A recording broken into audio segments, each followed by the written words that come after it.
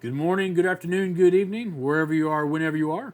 Thank you for joining us for another exciting and hopefully riveting episode of Out of the Pit. Going to cover some hotly debated topics between a lot of our American friends, some American friends. No, I shouldn't have said that. Anyway, before we dive into this, if you are not subscribed to our channel, would you please do that for us? Like, comment, those things help us out with the algorithm. If you can do that, we would greatly appreciate it. And now we're going to kind of dive into some current world events, in particularly the stuff revolving around President Trump. Last I saw, as of the recording of this episode, he was convicted of 34 felony charges. And if I read it right, and once again, this is as of the recording of this episode, could be could be convicted of maybe 54 more, something crazy like that. And something that I was talking to some of my congregation members at church about was, why should we as Christians care? Why does it, does it affect us? Does it not affect us? And I told some of my congregation members that I thought that this was super, super scary, and I think that we should really pay attention to what's going on with him, because I think it could be a catalyst for what Satan will do to and to us one day. There was a phrase I told a colleague at work about this today. Do you remember the old? I think it was I thought it was a phrase used by a Jewish person. They came for my No, it was actually in it was not Nazi Germany. Nazi Germany. It wasn't World War II. World War II. It wasn't Bonhoeffer, but it was the other minister that was associated with Bonhoeffer in Germany. But it was something along the lines of, 2 nights ago they came for the people across the street. Last night they came for the people next door. Tonight I'm afraid they come for me, and now there's no one left to tell. The reason why I think everything going on with President Trump is such a big deal, and why we as Christians need to really be paying attention to this, is because what we're seeing our judicial system being weaponized against its own people. And just a quick disclaimer: this isn't necessarily a Trump endorsement. And if President Trump did something wrong, then yeah, I believe needs to be judged, needs to take care of it, and get things right. I've got no issue with that. The thing I take issue with is we have so many corrupt politicians, and it seems like as long as you play ball with the group is willing to overlook all your garbage and baggage. We've seen Biden's name, we've seen his son's name in the news. Probably the most infamous are the Clintons, and they're still walking free, and they've got a lot of weird, terrible things around them. But with President Trump, he doesn't play ball with that group, and so that group is really attacking him to shut him up and to shut him down. And I feel like that's what Satan desires to do with us. He can't take our salvation, and so he just wants us to shut up and play nice. And if we don't shut up and play nice, then he's going to try to drag us through the mud. And he'll weaponize anything he can against us to try to get us to shut up. I think that's another. I think that's another good reason why. I guess I didn't intend to actually go here, but when Jesus was talking about being a disciple of His, Jesus said that unless you hate your mother, father, wife, children, even yourself, you cannot be my disciple. And I don't believe that Jesus actually meant to hate these people, because we've got commands to love our enemy, and we have commands to honor our father and mother. We have commands to love our wives. But what Jesus was saying was absolutely nothing can come before his and my relationship. Yeah. And it's going to be difficult for Satan to shut us up if everything that he goes to attack or take away from us, we're willing to give anyway. You know, if Satan tries to shut up the Christian people from talking by attacking their 401ks, their retirement, but we're willing to give that away anyway to continue to spread the gospel, then he can't win. But I don't know. This is a really, really big topic right now, and I know that you've got a lot of notes. But what are your thoughts about kind of where we're at right now and what we're seeing begin to play out? Because I just asked him a question. Now I'm already interrupting him. Ain't that horrible? But like up until this point, like here in America, we've been very free to kind of do and say what we want. But now, I mean, we're seeing the beginnings of controlled speech. So I'll turn it to you now. Well, I guess what I kind of bounce off right away is, I guess I kind of pull a little bit of a little bit of our history with this. That when we start looking, I said we brought up Trump. There's some interesting things with that case, and I said I'm not a lawyer. I don't give legal advice. I'm really kind of. I personally, I'm kind of disconnected from news and all the network media stuff, and that's by choice. But I have heard a little bit. What I have heard is that he's been charged with felonies, and it has to do with the proper assignment of items on his taxes. I've been told that is a misdemeanor unless there was a felony committed, and that falsification of records helped cover up a crime that is a felony. There was a statute of limitations that actually ran out. So I know he's been charged with felonies on his tax records, but I've never heard what the felony was that allowed them to open tax records.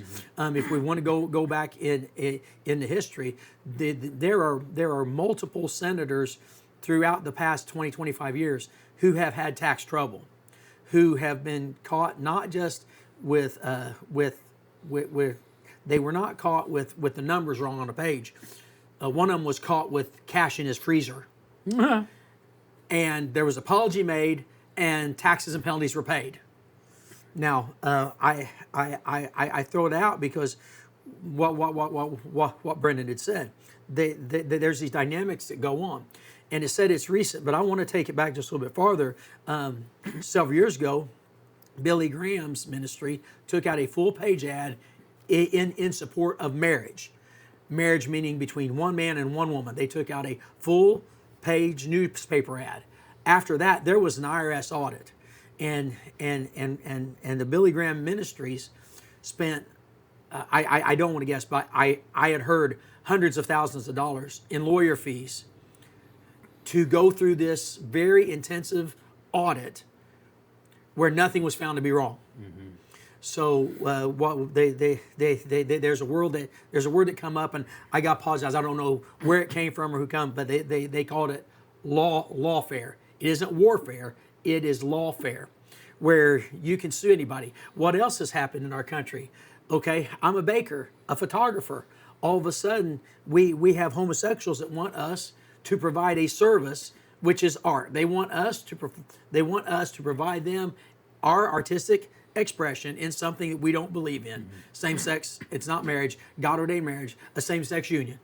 So And God instituted marriage. yeah, God, realize the government did not institute marriage. No. You have to get a marriage license. I'm really not sure, but we can pick up that maybe some other day. But our government has found a way to charge you for something that God says is His. Yeah. So yes, there are legalities of the state. Keep the legalities of the state. Don't go around them. Me and Brent are ministers. We do marriage. I'm not going to do a marriage for you in the state of Indiana if you don't have a marriage license.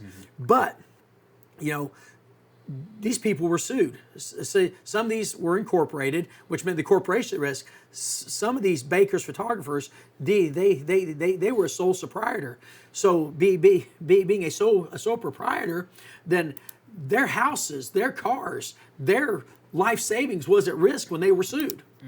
And we begin to see hate speech. Listen, whenever you start to talk about hate speech, you are beginning to eliminate the ability for free speech. Hate speech is, okay, I have an opinion. You don't have to agree with my opinion, but I have the right to express it, even if I'm an idiot. See, I don't, maybe I shouldn't say who I think the quote was from, but said, here in the United States, we are blessed with the right that you can stand up in any large crowd and prove you're stupid. Yeah. And how you do that, you open your mouth. But what Brent's talking about, the science, and so we have Billy Graham Ministries. We've had bakers, florists, artists challenged in court because they want to have control, not only where their products are presented, but who they're presented to. And with the bakery, the people that come in and won the cake won the cake for the same-sex union, they were not asked to leave. They could buy anything out of the case. The cake baker just did not want to take the assignment of doing a special piece of artwork on that cake for something they didn't believe in. So this is going on. If I want to go back to the Clinton administration, their mistakes come up. Janet Reno was Attorney General at the time. There was some things began to happen, and our government made a list of cults. Not a cult. A cult is witchcraft, warlocks, witches. That's OCCULT. Cult, C-U-L-T. And the definition of cult basically went something like this: someone who was so committed to their ideas that they might give their life for. The government considered that a threat. Cults are a threat. Who was listed on that? The Southern Baptist Church. Every evangelical church that was Bible believing, all Pentecostal and charismatic churches. And here's the thing with our government: when you go on the list, unless another president or another attorney general makes it a point to repeal it, it stays on the list. So as of now, by where we've been, so we're going back in the 1990s. Me and Brent are ministers in Bible-believing fundamental churches, Pentecostal churches. So because of that, we are actually cult leaders. Also, when we begin By definition. by government definition. Government definition. By government definition. I'm running here, but go ahead, jump back in on me if you got. Well, the only thing you were talking about the cake baker. You were talking about Billy Graham. Just to kind of drive home a point, the reason why he brings this stuff up is because there are many times where, like with the Billy Graham case, they weren't necessarily trying to find him wrong, but they were going to make them pay For disagreeing. Yeah, and so a case in point is me and Liz. We carry concealed carry insurance. I'm a Second Amendment advocate. I enjoy firearms. I carry firearms, and because of that, I have concealed carry insurance. I'm not going to tell you who it is because I don't know if I can. But if you ever get with me on the street, I'll tell you who it is. The reason why I decided to go with concealed carry insurance is because I found out that starting a few years ago, the government has become so anti-gun that there are lawyers out there who they target. The prosecutors. Yeah, they target people in like lower middle class that if they get into a physical altercation and have to pull their firearm and use their firearm, even if the person was in the right, they will still select them, sue them, with no intentions of winning, but they will make a financial spectacle of them, and a lot of people can't afford to defend themselves in court. And so, because of that, me and Liz decided to get concealed carry insurance, something just to kind of, help protect us if we ever do get into a physical altercation. But that's what you're talking about. Whenever Billy Graham was attacked, or whenever the people sued the cake baking people, they weren't necessarily trying to win. The idea was to just make an example and to make you pay through the nose. And you should not have to pay to prove your innocence. But there's a lot of people around that have had to do exactly that.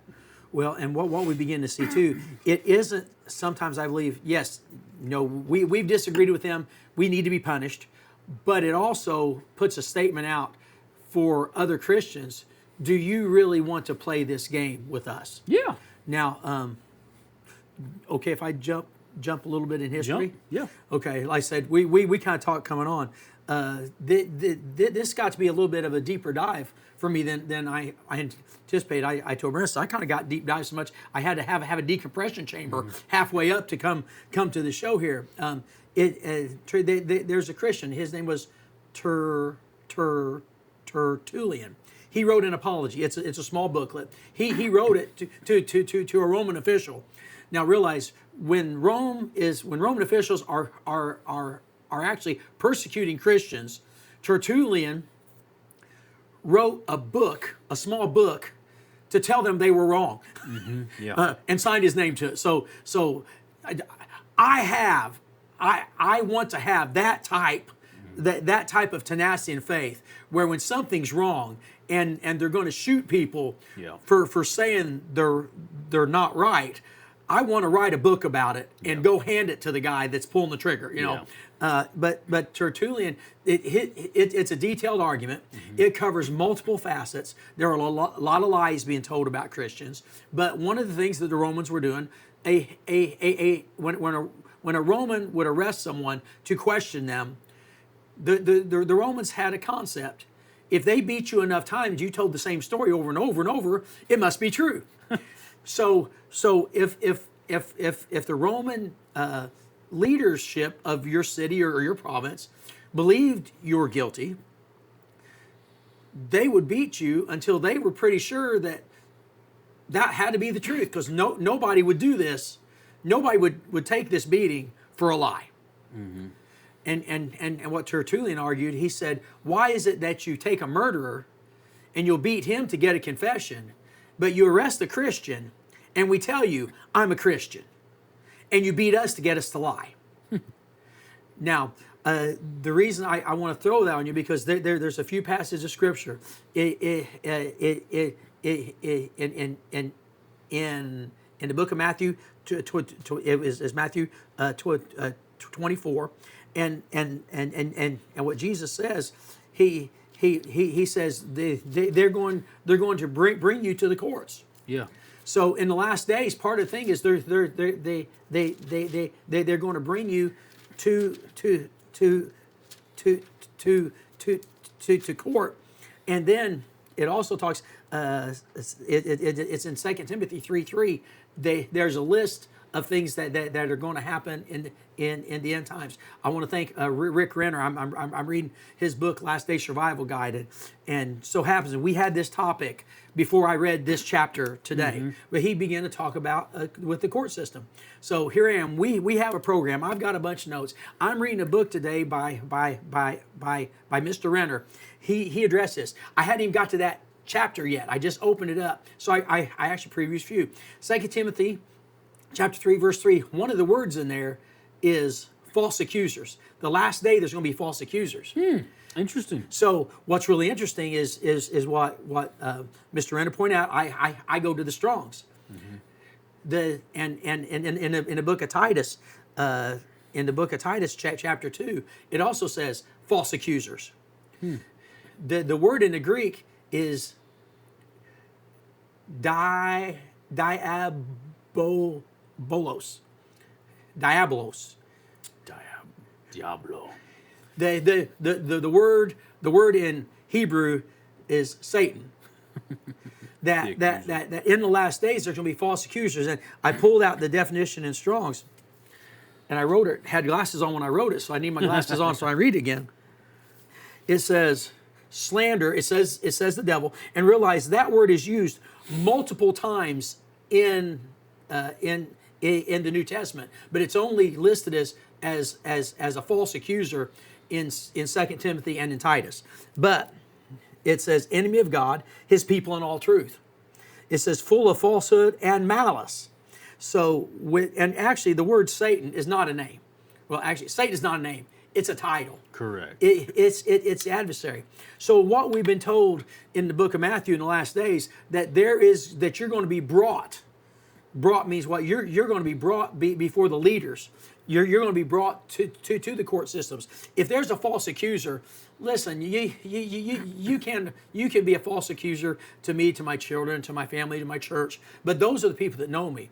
The only really weight that's going to be thrown with a false accuser has to be in the court system. So what I want you to begin to understand, what we're talking about with this lawfare right now in the United States, we don't have a justice system. It's not just. We have a legal system. Ooh, yeah. And realize this, legal doesn't have to be just. And at the same time, I begin to pull some passages of scripture down where it talks about in the last days the son of perdition. The son of perdition could be described as a man who is the lawless one. Now, when we begin to look at situations, circumstances, there's no place that doesn't have laws. To be honest, here in the United States, we've got laws for everything. No, to be honest, in the books, years ago, I'd actually heard a story where a local law enforcement officer was having trouble with a certain group of people, so he went back through the laws. Realized this: laws, unless they're repealed, are still in standing. So when these people come to town, he stopped them and he wrote them a ticket. Now, this would have been in the 60s or 70s. He wrote them a ticket because they were driving a car without having a person walking 15 foot in front of them getting the horses out of the way. There was no horses in the town. We have lots of laws. To be honest, our tax codes, there is not one place in the United States where you can come up with all tax codes.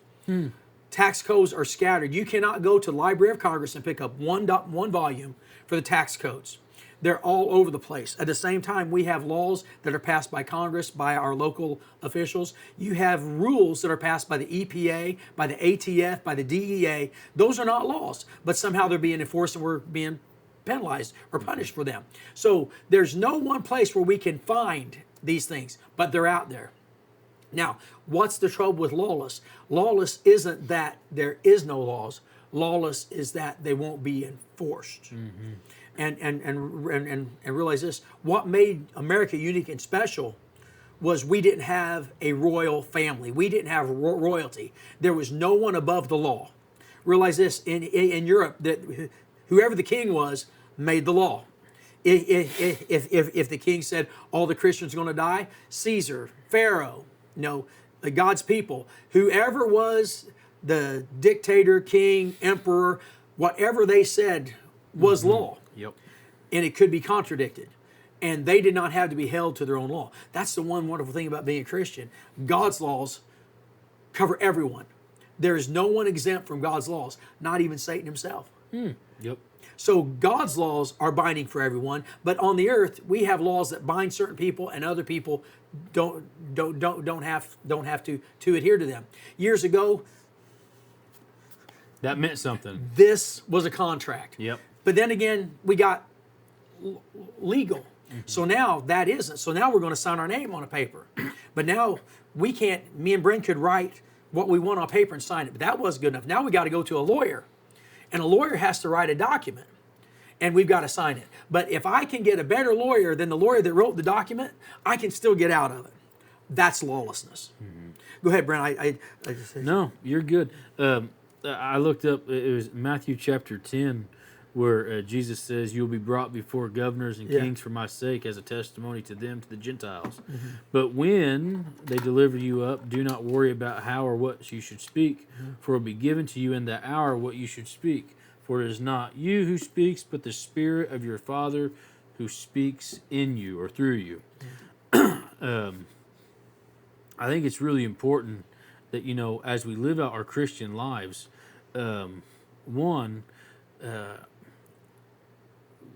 we can't let anything come between our relationship with Him, and we can't let anything keep us from telling the truth. And I wish, and maybe I'll speak for myself, but if we could just get more hungry for just sharing the gospel. And all the gospel is telling people about Jesus, about what He did for us on the cross. And Satan cannot stand that. And that's the one thing that Satan, for us who are born again, Satan cannot take your salvation. But since he can't do that, he just tries to get everybody to shut up. And I think the church, I think Christians are way, way, way too quiet. I worked for a guy one time, and he said there's three things we don't talk about here in this office. It's money, politics, and religion. And I'm like, wow, those are the three most important things in the world. So we talk about fluff. Yeah. But that's what our society's become. People can't talk about their own politics without getting mad or upset. Families can't talk about their politics without getting mad and upset. People are still weird about talking about money, and the Christians aren't real good about talking about religion. And we need to get good at showing people what Jesus looks like too.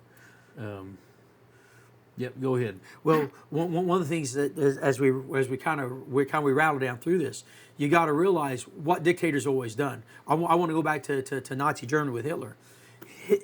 Hitler actually went to the churches in Germany, and they were presented with a swastika, Nazi flag, and they were told they could put it in their church on the back wall or on their communion tables. And Hitler basically had a meeting with the ministries and said, here's what's going to happen. I will leave you alone. You do what you want in your houses, in your churches, but don't bring it out on the street. There were 2,000 pastors who refused the swastikas.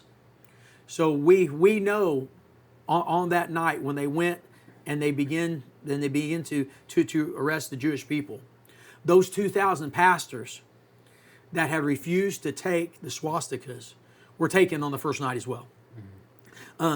What I want to begin to look at too is what Jesus said. Jesus said, "They persecuted me; they persecuted you." I went to Isaiah 53, and the version I used was easy. So every now and then I do amplified, big, lots of words. Every now and then I go the easy version. So in Isaiah 53, easy, it's talking about Jesus. It said, "They spoke lies to accuse him in court.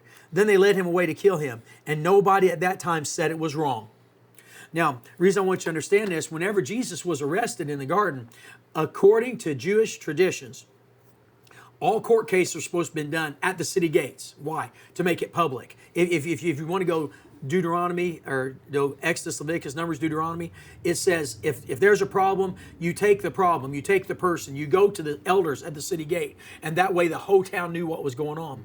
Jesus was not taken to the city gate. He was taken in the middle of the night. He was taken to a court, and who was all there? It said, it gives a list of names, titles, but there would have been probably about 71 people. Brendan, can you imagine 71 of our highest ranking politicians just happened to all be together in the middle of the night for one man to be arrested? He was condemned and taken to Pontius Pilate early in the morning. Why? Before everyone else could get there. We know they yelled, "Crucify him," but understand that this was a setup. Jesus was condemned. To be honest, in our situation, Jesus not only should have had an appeal, Jesus should have had a mistrial. No, there were all these things that were done illegally to him. What did Jesus say about us? Well, he did to me, they're going to do to you. See, when we begin to bring up this talk and realize this, yes, there are people, say like former President Trump, who has resources to hire lawyers. You and I may not. But Jesus didn't even get a chance to even have a witness on his behalf. If they're going to do that to Jesus, and what Brendan said, this is the way of the world. This is not a new model. This is the old game over again. But I want to explain something too real fast. You jump in on me whenever, if you got question, comment. Don't let me ramble long. But what I wanted to get to was what Christianity did in the Roman Empire. That right now, if I go to the Roman Empire, there are temples that are in ruins. Zeus, Apollo, Diana, Mars. What happened? Christianity happened. I want you to understand, Satan realized that when Christianity started, it started out small, but it's such a powerful message that was being supported and powered by an all-powerful God. So what began to happen was Satan began to try to crack down. Like I said, Satan can't take my salvation, but he doesn't want you to have it. So if I never tell you, you can't get it. So Satan began to crack down in the Roman Empire. Why? Because he convinced the Roman leaders it just wasn't about Christians. Christians weren't running around eating babies and doing all kinds of crazy stuff that they were actually accused of. What it was that Satan realized the threat Christianity was, and also the worshipers of the false gods. A worshiper of Zeus knew that he could not cast out a demon in the name of Zeus. In Ephesus, there was the goddess Diana. There was no priest of Diana that could cast out a devil, heal a disease, or set a sinner free. So the gospel is such a powerful thing that you see the Apostle Paul, he was arrested multiple times. For what? Causing a riot. Basically, he was arrested for being a Christian. That was what he was arrested for. But you also got to understand, if you're a saint today, you are a dangerous threat to the world and the world system. Yeah, absolutely. That they're going to come at you. Yep. See, and here's what the devil knows. We are going to be moved by the laws, commandments, and the word of God. The devil knows how we play. He doesn't have to play that way. So if I'm taken to court and they want me to lie, as a Christian, I can't. Now, I can give up my Christianity. The Bible says I'm not supposed to save myself. The devil knows that. So he's going to put us in a situation. Now, here in the United States, am I really worried about my life? Let's not talk about your life right now. Let's talk about your livelihood. What if I talk about your financial life, your livelihood? Right now, with the court systems, I don't believe it's a threat on my life. I don't think they've made Christianity capital punishment crime yet.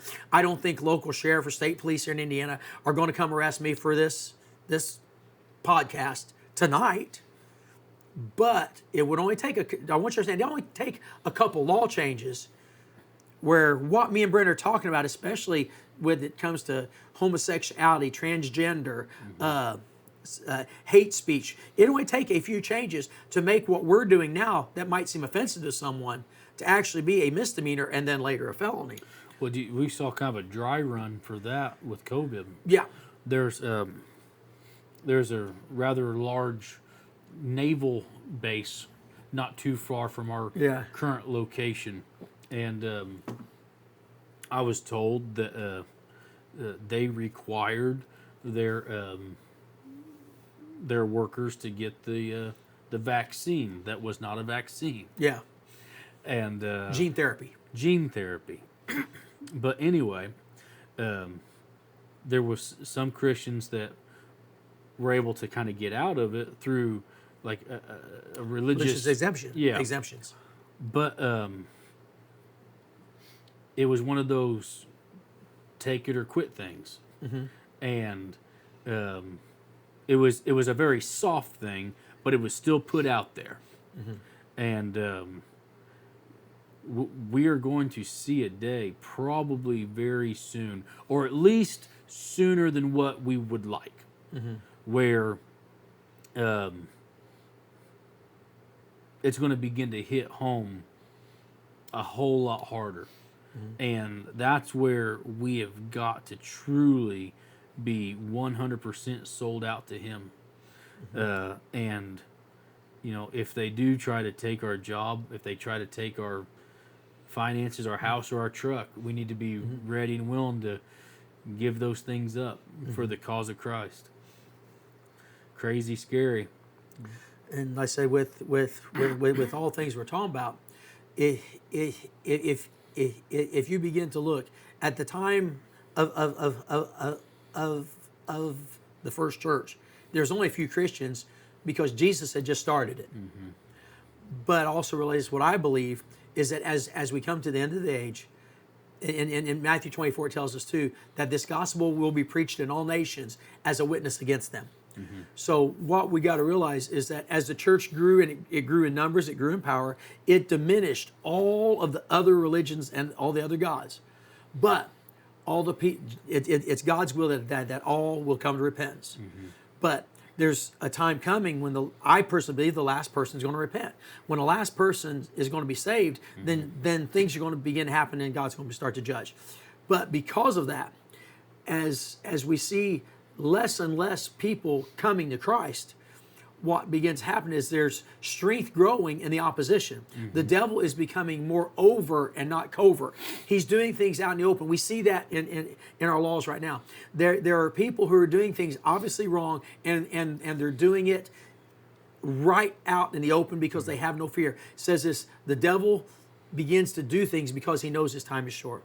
So I want you to begin to realize what we will experience, I believe, is real close to what the first church experienced. When the Christians were few in number, this is what the false accusers did to the first church. I believe that is what's going to happen in the first church, but I also believe that the church we're in is going to be a church of power, that we are going to give some things up. The things we give up, God is going to replace with power and the Holy Ghost and blessings and signs and wonders and miracles. I don't want you to be afraid. I don't want you to be shaken, but I also want you to be aware that we need to be a group of people that recognize I could be sued and I could lose. Yeah. And it's 100% wrong.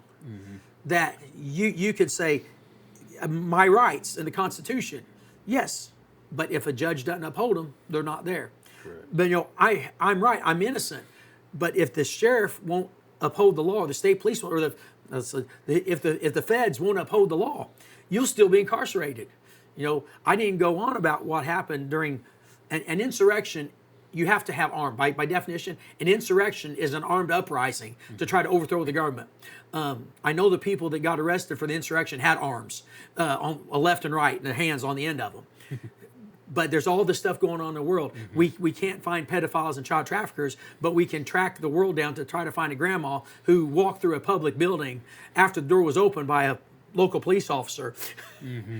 So if this is what they're doing, realize this: it's not about conservatives, it's not about liberals. It's always about Christians. What you see going on in the world, Saint, what you see going on in the country, no matter who it is, Satan is aiming at you. The accuser of the brethren is coming after the brethren. The brethren is the church.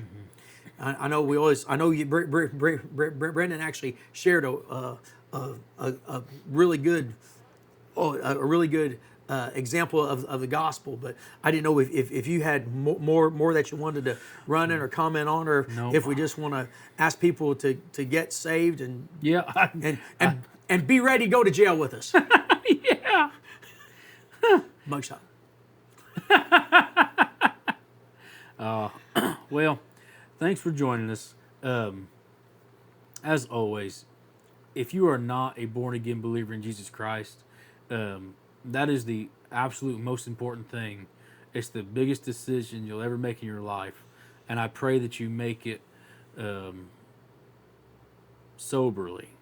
You know, it's not something you do willy nilly. It's com- committing your life to Jesus is a really, really big deal. And so, if you haven't done that, I pray that you would take a moment, think about it, and I pray that you would make that commitment. If you are a born again believer in Jesus Christ, then, you know, what we talked about tonight, you know, how we've got a legal system of crooks and robbers that are trying to silence Trump. You know, Satan has been trying to silence the church for a long, long time. And if you're a born again believer in Jesus Christ, don't let Satan silence the good news of the gospel that Jesus desires to speak through you. Until next time, God bless.